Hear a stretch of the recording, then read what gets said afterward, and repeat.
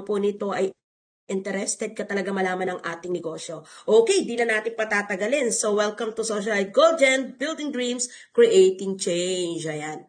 Okay, so, where do people yung ating mga wants? Yan. Magkaiba po yan. Pag sinabing needs, ito yung mga bagay na dapat natin talagang ginagastusan at hindi na talaga natin yan maiiwasan. Dahil yan na po talaga yung pang-araw-araw na kailangan natin, lalong-lalo na ang pagkain. Siyempre, kung nangungupahan ka pa ng bahay, hindi pwedeng hindi ka magbabayad ng upa sa bahay.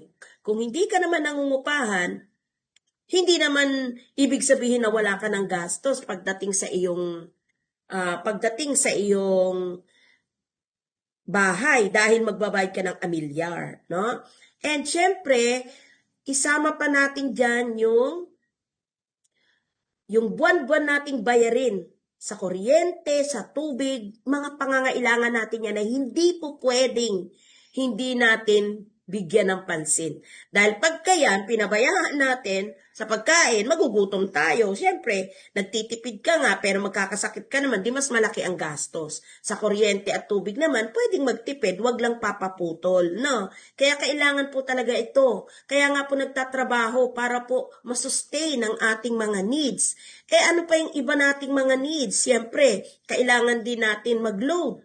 Di ba isa na yan sa basic needs natin ang load? Sabi nga natin, hindi man load, Wi-Fi. Nagbabayad tayo ng monthly bills na Wi-Fi o kaya naglo-load.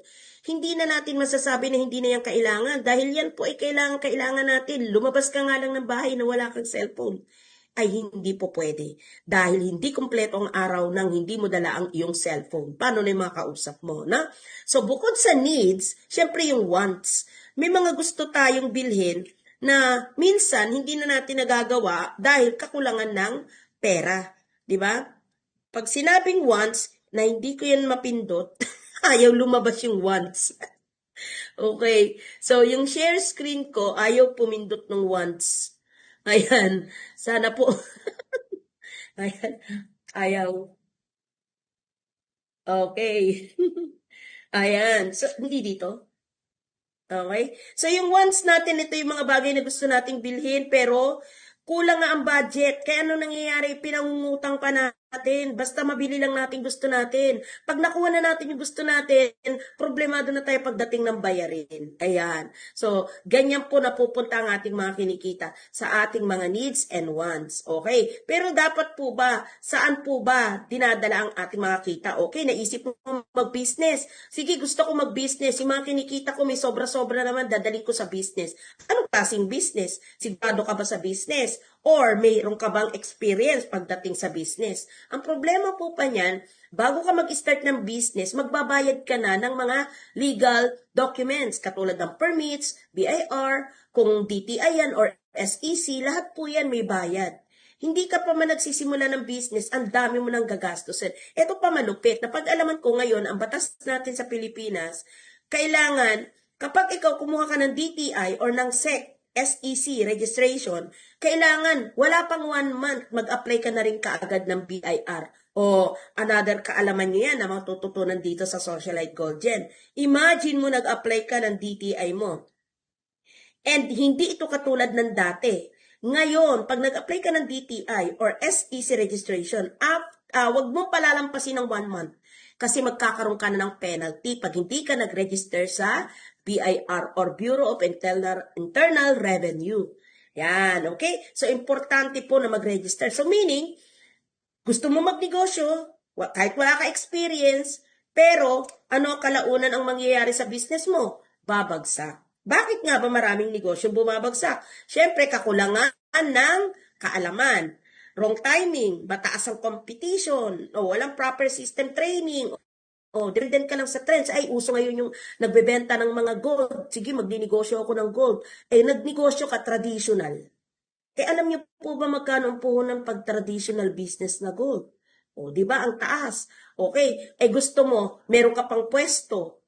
Eh, yung pwesto mo, matao nga ang lugar, pero ang taas naman ang rent mo. May mga staff ka pa. Magbabayad ka pa ng mga utilities. So, maraming business ang nag-fail na ganyan dahil sa mga mali or mahinang financial discipline and reinvestment. Dahil minsan, gusto lang gawin yung negosyo, pero wala namang alam, hindi naman, or wala siyang matinding sistema, walang training, wala siyang support ng network. So, kaya nagkakaroon ng fail or pagbagsak ang isang negosyo. Pero dapat daw, saan ba or where should people spend their money? Saan ba natin dapat dinadala ang ating pera? Kapag meron na tayong naitatabi or sobra-sobrang pera, dapat dito natin dinadala sa top 2 assets. Isang assets is, ito yung mga bagay na lumalaki ang value over time. So, ibig sabihin, sa paglipas ng panahon, tumataas na ang value nito, katulad ng real estate. Long-term appreciation siya, pero ang real estate naman po kasi, malaki ang puhunan, at the same time, malaki mo rin siyang maibebenta paglipas ng ilang taon. Kaya lang, syempre, bago mo siya maibenta, marami ka nang gagawing maintenance at yung mga documents, kailangan yan malinis bago mo siya maibenta. At hindi mo naman siya pwedeng ibenta sa ibang bansa. 'Di ba? Dito lamang yan sa Pilipinas. Kung dito ang property, dito mo rin lang siya maibebenta. Kasi pag binenta mo siya sa labas ng bansa, paano mo mabubuhat mo ba yung lupa or yung bahay? Okay. So another asset po ito is gold. Itong gold po is timeless. Portable kasi madaling dalhin. Timeless, sinasabi natin timeless kasi kahit nung unang panahon pa, ang gold is gold. And madali siyang i-liquidate at globally trusted. Ibig sabihin, kung i-compare mo naman dito sa dalawang assets na ito, ano ba ang madaling ibenta, real estate o gold? Siyempre gold, di ba? Kasi ang gold, pwede mong benta ng paunti-unti. Kahit na halimbawa, mayroon kang naipon na maraming necklace or maraming rings, marami kang earrings, gusto mong magbenta ng dalawa lang muna dahil in case of emergency, kailangan mo lang, mabibenta mo. Hindi katulad ng bahay at lupa, hindi mo naman yan pwedeng chap-chapin para maibenta. Okay? At saka ang gold, mabibenta mo sa ibang bansa. Yan, mabibitbit mo or madadala mo, pwede ka magbenta or pwede mo siyang ipaship sa ibang bansa. Ganun ang kagandahan ng negosyong gold. Okay, according sa statistics survey, ang gold po ay tumataas. Kung naranasan nyo po noong 2015 na ang gold po is $38 lang, aba ngayon, ibig sabihin kung nabili mo siya noong 2015, sabihin na natin, nabili mo lamang siya ng 950 pesos. Halimbawa lang po. Nabili mo siya noong 2015. Aba ngayon, magkano na ang gold? Tumaas na siya, sobrang taas na. More than $100 na siya. 2025 alone, ang gold po ay tumaas. No? Every 5 years, nagdo-double ang increase niyan. Naging 73% siya noong 2025. At noong January lang ng 2026, tumaas uli ng 30%. Imagine mo kung may hawak kang gold, ba, muyaman ka na ngayon. Muyaman ha. Okay. So, ang kagandahan po kasi pagka gold ang iyong pera versus sa bangko, ito ipapakita namin sa inyo na pag ang pera mo ay nasa bangko, 1,000,000. Yung 2% na mataas na yan ha, nakita sa bangko per annum. Ibig sabihin per year. Sa loob ng isang taon, pwedeng kumita ang pera mo sa bangko ng 20,000. Paano kung merong inflation? Merong pagbaba ng economy. So, bagsak ang economy, babagsak din yung kita mo. So, hindi na siya 20,000. Pwedeng lumiit pa yan. Ito pa ang isa.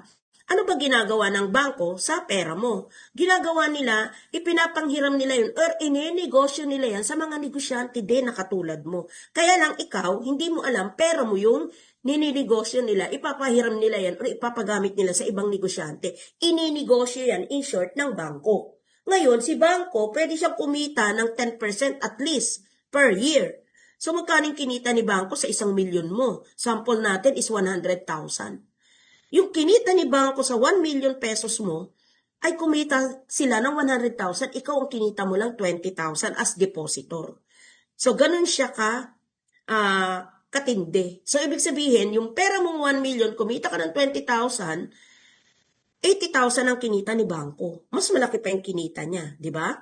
Okay, now, pakita ko sa inyo talaga ang difference ng gold versus bank is, ulitin ko, ang 1,000,000, pwedeng kumita ka lang ng malaki na to, mataas na to, pwede pa itong mas mababa pa sa 2%, pwede ito ay 1.3, 1.6, no? Hindi natin alam kasi it depends. Pero, kung 2% per year ang kikitain ng pera mo, yung 1,000,000 mo, that is 20,000 pesos per year. Kung nilagay mo na lang yung 1,000,000 mo sa bangko, pinasok mo sa bangko, pinasok mo yung pera mo sa bangko, pinasok mo sa gold, bumili ka ng ginto. Yung ginto na binili mo, no? Noong 2025, pag ibinenta mo siya, magiging 73% ang tinaas, that is 730,000 pesos. Meaning, yung 1 million mo na instead na nasa bank, pero i-convert mo ng business ng gold, that is 1,730,000 in 1 year. At pwede pa yan tumaas ng tumaas ng tumaas ng tumaas. Okay? So, ibig sabihin lamang po, kung yung pera mo 1 million times 2% per month sa bank, 20,000 yan times 12 months, that is 240,000 per annum. So, yan ang kinikita ng bangko sa pera mo. Kasi per month nila yan pinahihiram or pinaninegosyo na kumikita sila ng 2%. So, binigay sa iyo 20,000, kumita sila ng 220,000 ang bangko. Kaya, wise decision. Sarili mong pera, ikaw na lang ang gumamit. Gamitin mo siya sa tamang pagnenegosyo. Anong negosyo? Gold. Yan.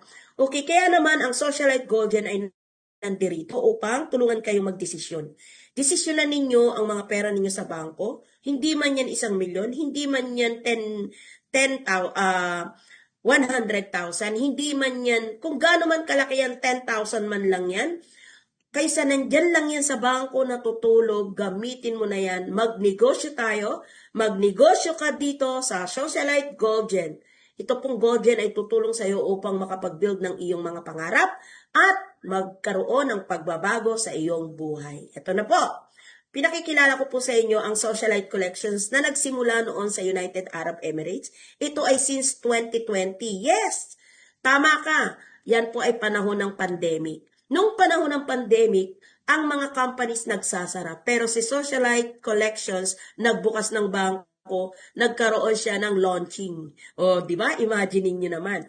And, nangyari po yan direct selling. Sa dami ng OFW or mga OFW nating mga kamag-anak na nasa abroad na panahon ng pandemic na supposed to be uuwi sana ng Pilipinas dyan sa United Arab Emirates or sa Dubai, hindi na nila nagawang umuwi dahil nakakita sila ng pag-asa kay Socialite Collections. Kaya naman nung nakita ni Ma'am Hazel magbago, ang negosyong Socialite Collections na ginawa niya sa United Arab Emirates na effective, gusto niya rin gawin ito sa Philippines. Kaya naman, meron tayong Socialite Gold Gen Philippines. Nandito po tayo ngayon sa ating office. Alright?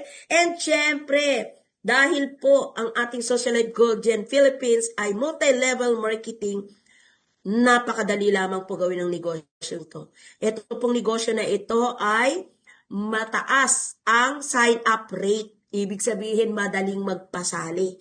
Madali po na ang mga miyembro, ang mga gustong sumali at magnegosyo ng ginto ay madaling mapasali. Kailangan lamang po maunawaan nila, maintindihan nila paano ba ginagawa ang negosyong yan. Kaya nga po nandirito kami, nagzo-zoom kami para po maintindihan ninyo ang negosyong ito ng Socialite Gold Gen. Ayan.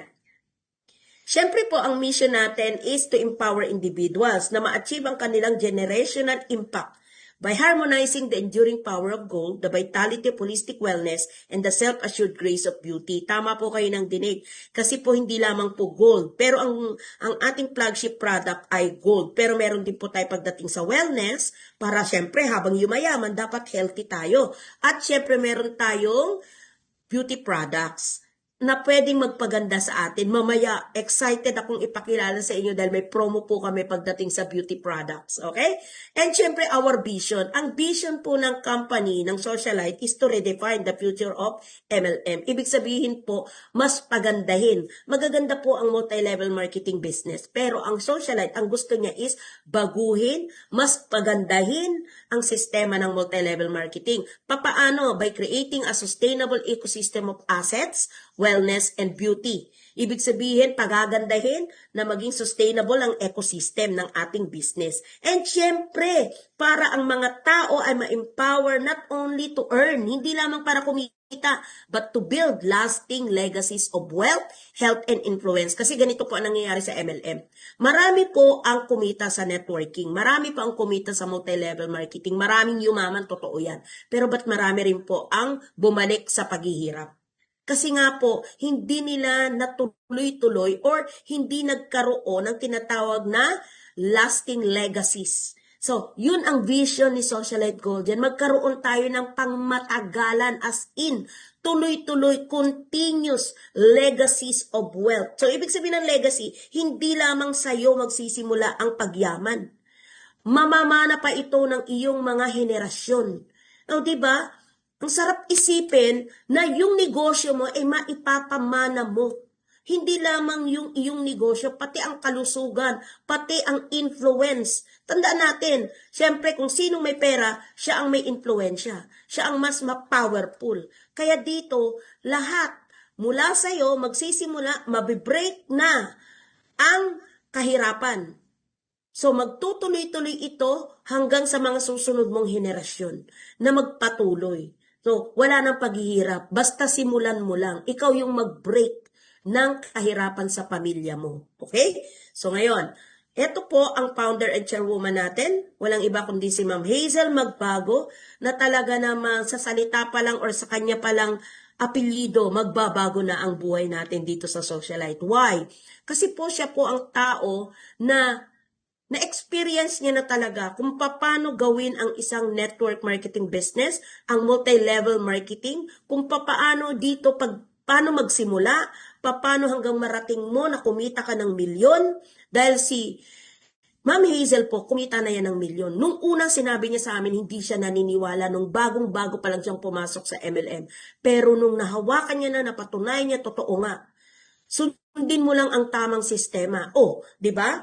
Maganda na nga yung napuntahan ni Ma'am Hazel na company, pero ba't kulang pa? Dahil tinawag po siya upang siya naman ang mag-serve sa atin na ma-experience natin ang kaginawaan ng buhay. Ibig sabihin lamang po niyan, tayo naman ang makaranas ng kumita ng milyon at up to pwede tayong kumita ng bilyon. Okay? So ito lamang po masasabi ko sa inyo. Si Ma'am Hazel po ay expert na and may passion and dedication sa pag-build ng business. She is a network builder. Marami na siyang na-build na yumaman din po sa business. E di lalo na siya na ang may-ari nitong, siya talaga ang may-ari nitong at founder ng Socialite Golden. So, ito po talaga mangyayari ang lahat ng kanyang iniisip about Socialite Golden to operate a business model with a lucrative program to help people para makatulong sa mga taong mag-increase ang kita, no? Income stream para sa magandang kinabukasan. Yan po yung mga plano ni Ma'am Hazel. And ngayon pa lamang po, alam ko at nararamdaman ko, marami na po ang nagbabago ang buhay. No? Isa na rin po kami dyan na nakakatulong po sa amin talaga ang Socialite Golden. Alright, ito na. Ito po ang ating flagship product, Ginto. Ayan, gold. Nakikita nyo, accessories, gold bars, name it. Kung ano po yung gusto niyo, meron po tayo niyan. So kung gusto niyo lamang ng coins, kung gusto niyo ng gold bars, kung gusto niyo ng accessories, yung ating mga necklace, BCA, meron po tayo niyan. So bakit nga ba gold ang naisip ni Ma'am Hazel? Siyempre, sinimulan niya yan sa UAE, katulad ng sinabi ko, sa Dubai 2020. Therefore, kinontinue niya din dito at meron pa rin doon sa Dubai existing. Pero sa Dubai kasi is direct selling. Pero mas lumalawak kasi at lumalaki ang business kapag nasa MLM or yung tinatawag nating network marketing business. So therefore, ang gold po kasi is a trend. Hindi siya nangungupas, hindi masisira, tumataas ang value at syempre, ito po talaga ang kailangan sa buong mundo. Kahit saang bansa ka pumunta, ang gold po ang pinakamahalaga na ginagamit bilang currencies. Okay? And from kings of the past to the investors of today, gold pa rin po ang laging ginagamit na ultimate standard. And while other products expire, kung nag-expire ang ibang produkto, ang gold hindi. Nilalampasan lang niya ang panahon pero nananatili siyang gold. Walang pagkakupas, hindi nasisira. Timeless, universal, and indestructible wealth. Nabubulol na ako sa sobrang excited ako sa gold na ito. Bakit? Kasi with gold, you don't just own a product. You hold a power. Totoo po, may power po talaga sa gold. Once na suot-suot mo lagi ang gold, you attract wealth. Lagi ka makakapag-attract ng wealth. Lalong-lalo na po kung yung gagamitin yung ating BCA, yung ating BCA inspired, yung clover natin na white necklace natin. Alam niyo po ba, ang attraction nun is wealth. It attracts wealth. Kapag yung black onyx naman ang susuotin nyo, it attracts money and business. Kaya subukan nyo po, lagi nyo pong isuot, lalong-lalo na sa mga members na, isuot nyo po ang mga binili ninyong gold at makaka-attract po kayo sa inyong business. Yung mga hindi pa member, bumili na po kayo dahil kayo po ay bukod sa magiging member na, you will also attract wealth. Alright. So, product lines natin, siyempre, kabilang tayo sa wellness 6.3 trillion wellness industry, yung mga wellness products natin. Meron tayong Shake Sip, Super Barley, and Glow Up. Ito po ay maganda sa ating kalusugan. Habang yumayaman tayo, kailangan nagtitake tayo ng mga products na ito para tayo ay maging healthy, ma-enjoy natin ang ating pera. And syempre, kabilang din po tayo sa 30 trillion gold industry and kabilang tayo sa 80 billion perfume industry dahil ang perfume natin is from Dubai. Ito ay napakabango. Ito ay tumutulong para tayo makabenta, no? Alam niyo po ba, 80 billion is napakalaki niyan. Marami talaga, syempre ang mga tao lalong-lalo na sa Pilipinas at sa buong mundo, hindi makaalis ng hindi naka-perfume, ano? Alright, ito pa meron tayong mga cosmetics. Yan po ay 700 billion cosmetic industry.